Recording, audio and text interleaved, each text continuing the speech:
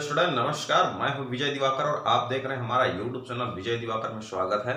आज मैं आप लोग को त्रिकोणमिति से संबंधित सुपर मोस्ट इम्पोर्टेंट क्वेश्चन का प्रश्न का हल विस्तार से आप लोग को समझाने जा रहा हूं। यहां पर आपको एक ऐसा क्वेश्चन दिख रहा होगा जो एग्जाम की दृष्टि से बहुत ही ज्यादा इंपॉर्टेंट है। अब इसको कैसे बनाएंगे आप एग्जाम में, वो मैं आप लोग को बता रहा हूं विस्तार से। ध्यान से समझिए प्यारे बच्चों।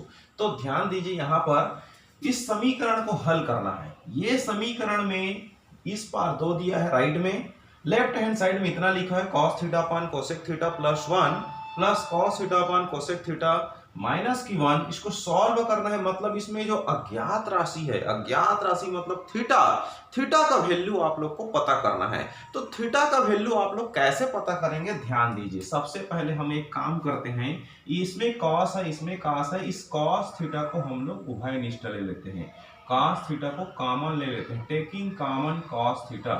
cos थीटा को उभयनिष्ठ लेने पर, चलिए cos थीटा को मैं बाहर निकाल दिया, तो यहां पर आपका बच गया 1 अपान कोसेक थीटा प्लस 1, फिर प्लस इसके जगह में 1 बचेगा और फिर हो जाएगा cosec theta minus 1 equal to 2। ये हो गया आपका, कहना चाहिए cos थीटा का कॉमन। चलिए अब इसके बाद आप चाहे तो इन दोनों का एलसीएम निकाल दीजिए प्यारे बच्चों। LCM, taking LCM of the denominator, हर का एलसीएम लेने पर, चलिए इस दोनों में देखिए समानता तो है नहीं, इसलिए दोनों एलसीएम आएगा कोसेक थीटा प्लस 1 और दूसरे ब्रैकेट में हो जाएगा कोसेक थीटा माइनस 1। ये दोनों एलसीएम है। जब ये दोनों एलसीएम मल्टीप्लाई पोजीशन में यहाँ आता है, तो यहाँ पर एक टेक्निक अपना सकते हैं आप चाहें तो। इससे इस एलसीएम को अगर हम डिवाइड करें तो ये कोसेक थीटा प्लस 1 और कोसेक थीटा प्लस 1 कैंसिल हो जाएगा, बचेगा कोसेक थीटा माइनस 1। इसका मल्टीप्लाई 1 से होता है, या यूं कहें इसका मल्टीप्लाई 1 से कर दीजिए, तो ये हो जाएगा आपका कोसेक थीटा माइनस 1 प्लस। अब इस कोसेक थीटा माइनस 1 का डिवाइड आप इससे करेंगे एलसीएम से, तो ये वाली और ये वाली पोर्शन कट जाएगा, तो ये कोसेक थीटा प्लस 1 बचेगा, इसका मल्टीप्लाई 1 से होता है। या फिर इस कोसेक थीटा प्लस 1 का मल्टीप्लाई 1 से कर दीजिए, तो ये हो गया cosec theta plus 1 equal to आ गया 2। अब इसके बाद cos थीटा, यहां पर माइनस 1 और प्लस 1 ये दोनों क्या हो जाएगा, कैंसिल्ड हो जाएगा। तो ये कोसेक और ये कोसेक ये दोनों प्लस हो जाएगा, तो ये हो जाएगा 2 cosec theta.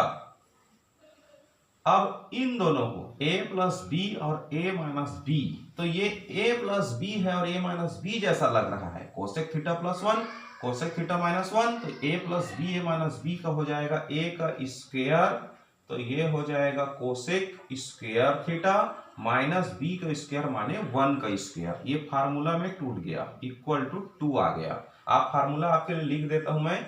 a plus B अगर रहेगा ब्रैकेट में, a माइनस बी रहेगा आपका दूसरे ब्रैकेट में, उसी के स्वरूप है।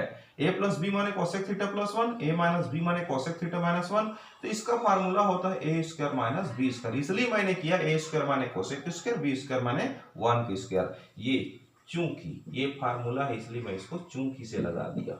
अब चलिए यहां पर सॉल्व करना है आपको।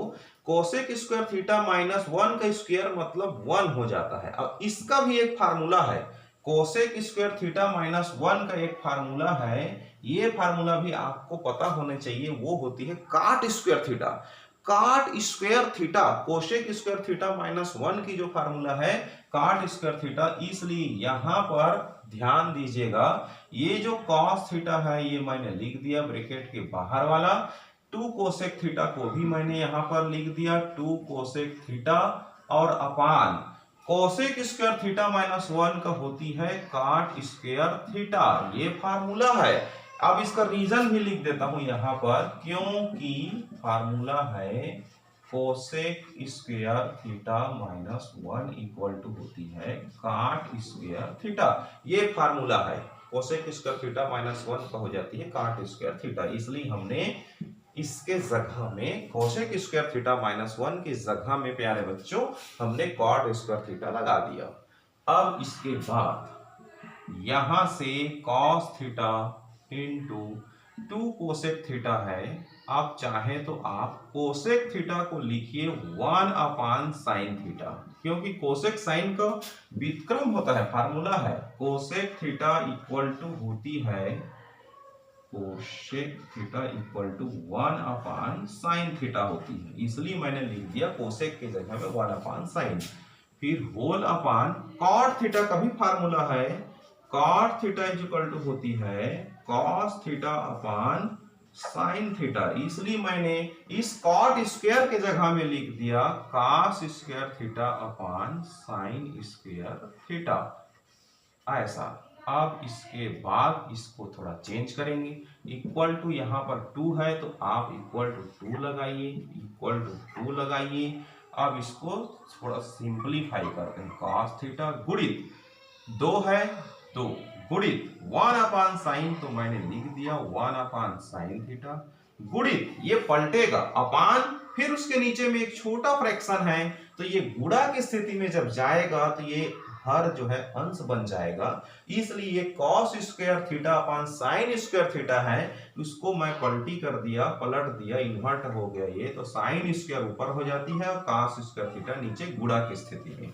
अब इसको आप थोड़ा सा सॉल्व कर दीजिए। देखिए यहां से यहां एक साइन है, इसमें एक साइन है, लेकिन यहाँ स्क्वायर इसलिए 2 साइन है, इसको मैं ऐसे लिख देता हूँ cos थीटा गुणित 2 गुणित 1 बटे साइन थीटा गुणित साइन स्क्वायर को लिख दिया double sine theta into sine theta, और cos स्क्वायर को लिख दीजिए cos theta into cos theta. ये cos और ये cos थीटा कैंसिल्ड, ये वाली साइन कैंसिल्ड हो गया, तो बच गया आपके पास ये 2 बचा और ये साइन अपान cos बचा।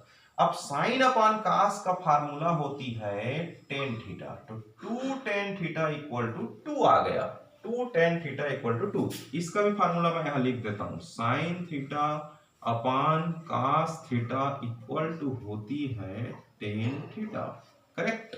इसलिए यहां पर हो जाएगा आपका साइन बटे cos, ये जो बचा है साइन बटे cos थीटा, इसका हो जाएगा टेन थीटा, और ये 2 इक्वल टू 2, ये दोनों 2 को आप चाहे तो डिवाइड की स्थिति में ले आइए, तो ये हो जाएगी आपका टेन थीटा इक्वल टू 2 बटे 2, ये 2 बटे 2 हो जाएगा। अब ये 2 बटे 2 को आप काटेंगे तो ये आ जाएगा आपका 1। अब आप ही बताइए ऐसा क्या वैल्यू है जिसमें टेन थीटा इक्वल टू 1 आता है, तो हम जानते हैं टेन 45 डिग्री इक्वल टू होती है 1। टेन थीटा इक्वल टू 1 किसका होता है, तो टेन 45 डिग्री इक्वल टू 1 होता है, ये सबको पता है, इसलिए थीटा के जगह में अब वैल्यू आ गया आपका 45 आंसर। यही 45 जो है आप लोग का थीटा का वैल्यू है, 45 डिग्री, यही आपका बेस्ट आंसर है। ऐसे ही आप लोग को बोर्ड एग्जाम में बनाना है प्यारे बच्चों। तो ये आप लोग के लिए बहुत ही सुपर मोस्ट इंपॉर्टेंट क्वेश्चन था। ऐसे सवाल बोर्ड एग्जाम में आने की पूरी संभावना है, आप इसको अच्छे से समझ गए होंगे, और बिल्कुल आप लोग बार बार वीडियो देखिए ताकि आपको अच्छे से और समझ में आए। स्क्रीनशॉट भी आप ले सकते हैं प्यारे बच्चों। चलिए मैं नेक्स्ट वीडियो में आप लोग के लिए next super most important question के साथ मिलता हूं। इसके लिए आप चाहते हैं तो पहली बार देख रहे हैं तो सब्सक्राइब कर लीजिए, बेल आइकन घंटी दबा लीजिए, ताकि आपको मिलेगा परीक्षा में आने लायक सुपर मोस्ट इंपॉर्टेंट क्वेश्चन आपकी बोर्ड एग्जाम की तैयारी में करा के रहूंगा। चलिए इसका स्क्रीनशॉट ले लीजिए आप चाहे तो। Thank you.